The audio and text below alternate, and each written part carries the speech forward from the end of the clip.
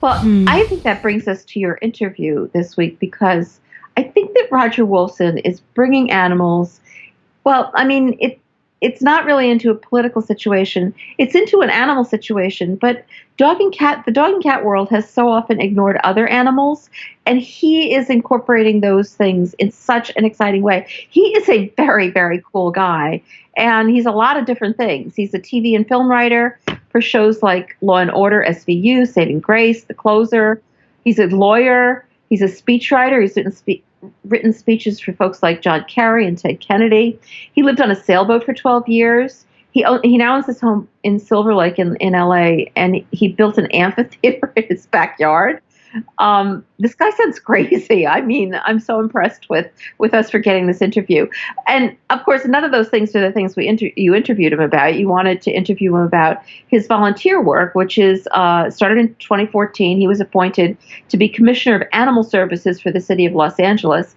And when we heard about his efforts to veganize the diets of the dogs going in and out of that huge, huge shelter system, we thought we got to talk to this guy, and we're so glad that this interview happened because his passion and his wisdom are really inspiring. Yeah, he's incredible. Welcome to our Hen House, Roger. Hey, thank you for having me. Very, very excited to talk to you. You have an extensive and very varied career as a TV and film writer, an attorney, a speechwriter, probably a whole bunch of other things that I'm not even aware of. I actually just moved to LA like 6 weeks ago, and I am aware that if you don't wear many hats, then you're nothing. So anyway, it's exciting to talk to you, but mostly because of your work with animals. So how did you get involved with working for animals?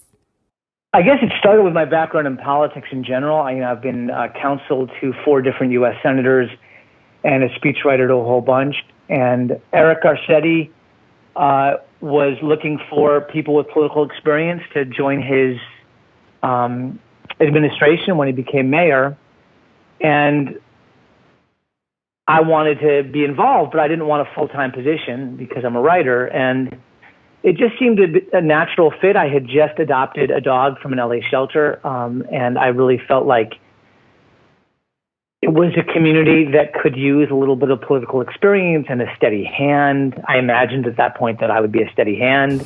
And because I think that the animal rights community is very vocal and very intense. By and large, when it comes to politics, I've written billions of dollars worth of legislation. I mean, billions, and I've handled things at the very highest level. And I myself tend to be pretty level-headed about these things. And then when I became commissioner and I saw the level, the intensity and the passion, I confess I probably got a little excited too. And the end result, I've been Commissioner of Animal Services for Los Angeles for 4.5 years now. And it's, I think I've had a pretty successful tenure. I've passed about 20 or 30 initiatives. A lot of them you can find on my commissioner page, which is Commissioner Wolfson on Facebook. And but I've also taken on some issues that have been more challenging and a little bit more controversial, and I'm proud to have done it. But I also recognize that there are passionate, well-intended people on every side of almost every animal issue, with the possible exception of people who yeah, I guess I can't say that they're passionate people who are on the side of animal cruelty.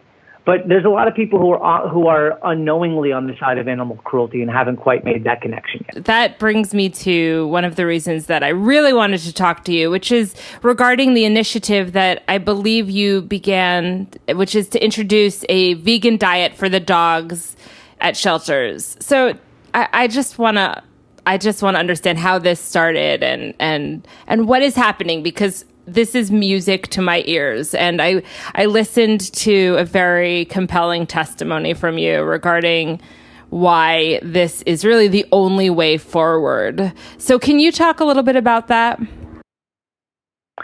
Sure. Let me first off say, though, that when I'm speaking publicly like this, I'm not speaking on behalf of the city. I'm speaking only on my own behalf. And I want to try and be as balanced as I can be. This was, about, I don't know, a year and a half ago. It just kind of came to me. It wasn't really a thought process, but it occurred to me that the Los Angeles Department of Animal Services was buying an awful lot of meat-based food for their dogs when they really don't have to. My dogs have been plant-based for the last 4 years, and before they were plant-based, when they were eating meat-based dog food, they were very finicky about their food. At least 1 out of 4 days of the week, they just wouldn't eat at all, and then I'd be all nervous until the next day when they started eating again, and they would throw up, probably once every 2 weeks, and you could just count on diarrhea on a regular basis, not that often, maybe once a month.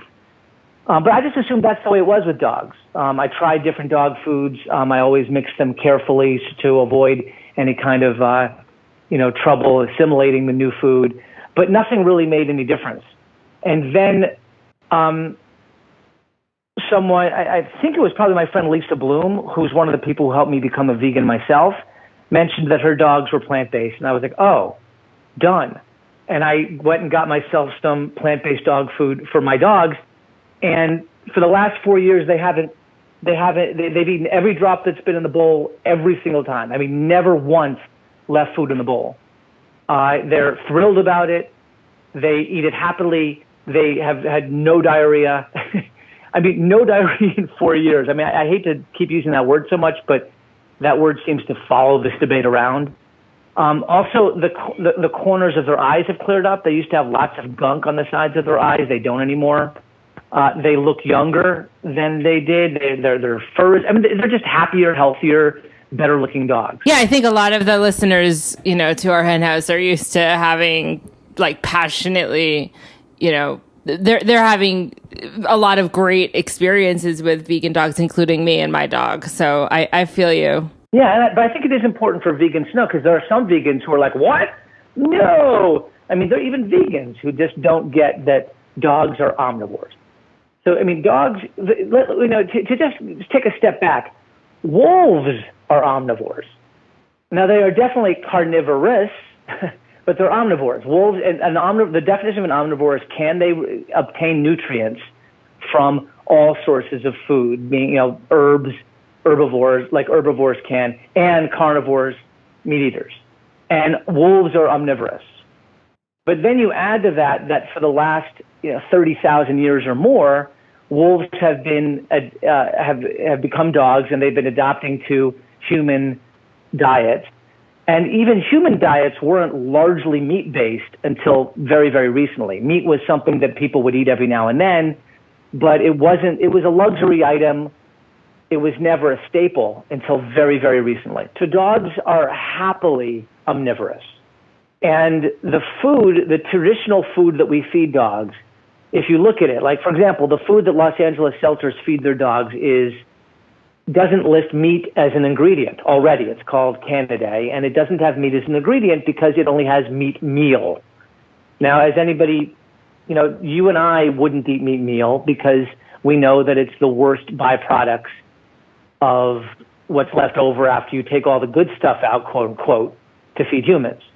So it's hooves, it's tails, it's eyelashes. I mean, it's the terrible part. And that's the reason why dogs are finicky about it. Dogs will eat their own poop. I mean, they'll eat a lot of stuff, but they're not enthusiastic about eating something that they know isn't really healthy. And and the other thing that you have a lot in all of these, meal-based dog foods is you have carcinogens, you have toxins, you have the potential of bacterial diseases. It's not something that you want to feed your dog if you can avoid it. If you want to feed it, go ahead, but you probably shouldn't. And then you move forward now, fast forward to I'm Commissioner of Animal Services for the City of Los Angeles, and our charter says we are there to protect all animals, not just companion animals, all animals. So it became a very simple, and we're also, just if you want to add in one more thing, we're living in Los Angeles, a city heavily affected by drought, a city that's particularly environmentally conscious. So it was really, for me, a total no-brainer. Let's switch the dog food that we feed dogs from meat meal-based dog food to plant-based dog food. And I got two different plant-based dog food companies to match the low prices that we already pay to Canidae. So it would be a cost-neutral proposal that would be healthier for dogs, lead to fewer allergic reactions, lower the temperature in the room because, flesh can really have a big impact on dogs in a closed environment. Limit the number of animals that we kill dramatically. Because we kill probably something around 33,000 animals a year just to feed 33,000 dogs that don't need a single animal to be killed. And it would cost nothing. It's really remarkable, especially it's unbelievable. And yet so obvious. But I especially am moved by the fact that you have vegan dog food companies who are like, we will match the price of these non-vegan dog food companies. And that's the part, that makes me feel like, well, duh. I can't even imagine what the rationales are in opposition. What are they? Well, first of all, some of the veterinarians who work for Los Angeles animal shelters, who spend their time day in, day out working with the animals, are concerned that dogs in shelters have special needs. They're concerned that the dogs will have a hard time adjusting to dietary change. They're concerned that the dog's nutritional needs might not be met. And they're concerned about having to infiltrate. They're concerned about the idea of imposing vegan values on dogs that that some people still believe to be carnivorous. And lastly, there are some concerns about whether the public is ready for this change. Now, I hope I did a fair job of laying those out, and I don't question the motives of the vets that work in the shelters or any of the people who have concerns about this initiative. I question their results. I don't agree with their reasons, and I'll tell you why. First of all, dogs in shelters do probably have some special needs, but that when we picked Canidae for the dogs, we didn't pick it based on what are the special needs of shelter dogs. We picked it because it was the cheapest dog food we could get, and there's no correlation whatsoever between a dog that's in special needs and that dog not being able to eat a plant-based food. In fact, the majority of the nutrients that you'll find in Canidae and in meal-based foods come from plants. They come from the grains and the vegetables that are added in to provide some nutrients. So, we're talking about one kibble which has meat meal in it versus another kibble which is of a higher grade and a higher quality that doesn't have meat meal in it. So I don't really see how anyone can you can try and argue that it might be better for shelter dogs to feed them meat meal, but I don't think you can succeed. The other concern is that that dogs will have they'll have a different diet, and then they'll go to homes and they'll start eating meat again. And what good does it do? I personally don't subscribe to any of those arguments either. If a dog, every dog that goes into a shelter is, 99% of them are going to have a dietary change the second they reach the shelter, because the chances that they were all eating Canidae before they entered the shelter is probably unlikely. And in fact, a lot of the dogs were just on the street and they might have been eating rats. There's a dietary change whenever they go into the shelter. Second of all, there's less of a dietary challenge when you switch a dog over to plant-based food because there's more fiber in the diet. So there's less of the big scourge of dietary change, which is diarrhea. And third of all, the concern has been raised, well, we'll feed them a plant-based diet and then they'll go and they'll be fed meat anyway, so what's the difference? Well, the difference is that we at Los Angeles Shelter haven't been participating in the unnecessary slaughter of animals. And the dog food companies that have offered to match the prices we pay for Canidae are more than happy to provide special vouchers and discounts so that if somebody in a Los Angeles household wants to change the diet of their dog and to sustain the plant-based food that they give them, they're able to. It's really remarkable that this is not just an automatic thing, but I'm wondering why you think the reaction has been so intense to this. It's like it's made national news, and there's just been a lot written about it and a lot batted around about it. Like, are we just going up against like deeply indoctrinated societal beliefs about some animals you eat and some animals you love? And if that's the case, how do we get beyond that mindset? First of all, I should say that yes, there has been some controversy, as you said. There's been a lot more support than there has been detriment. The vast majority of the articles that have been written about have been positive. There were three petitions that went out about this, and the petition against it received something like 4,000 signatures. And the two petitions on behalf of it, one by in defense of animals, and the other, I'm actually in this moment blocking the other name, received 80,000 votes for it and 15,000 votes for it in the other one. So, I mean, there's a lot more support than there is opposition. But politicians pay attention to opposition, maybe sometimes more than they should, but that's their judgment. So there's a lot of support for it. As for the opposition, I think it stems from a lack of proper education about it. And I don't mean that the people who are opposed to it are not educated. I just mean that there isn't a generalized sense in the community of the benefits of plant-based dog food yet. And when there is, I think that everyone will come around. It'll be pretty simple. And I think that the most vitriolic opposition is coming from people who actually make a living from feeding meat-based food to dogs, specifically some members of some people who feed raw diets and make money off of feeding raw meat to dogs. And I think that they believe that what they're doing is the best for dogs, and more power to them. Let them make that argument. I personally don't agree. The research I've seen suggests otherwise, but I'm up for a healthy debate.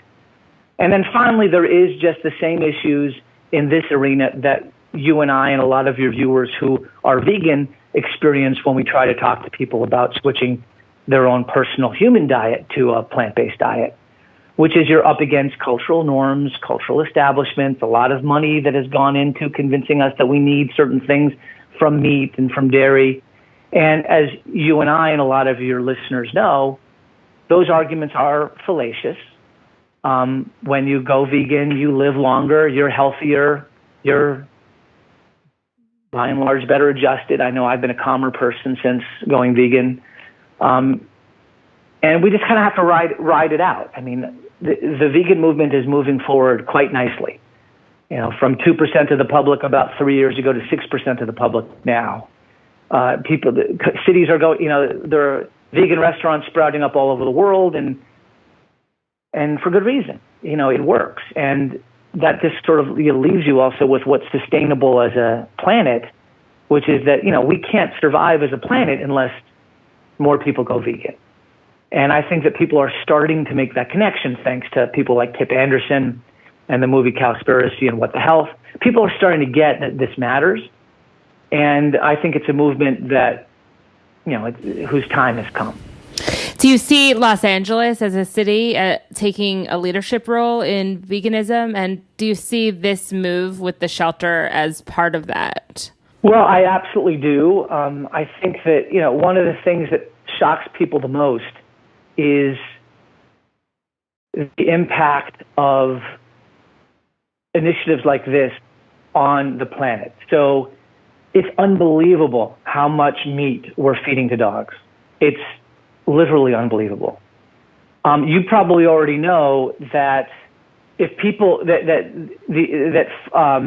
meat and dairy farming, the meat and dairy industry, is more damaging to the planet's ecosystem than fossil fuel, than all the fossil fuels, by an order of magnitude.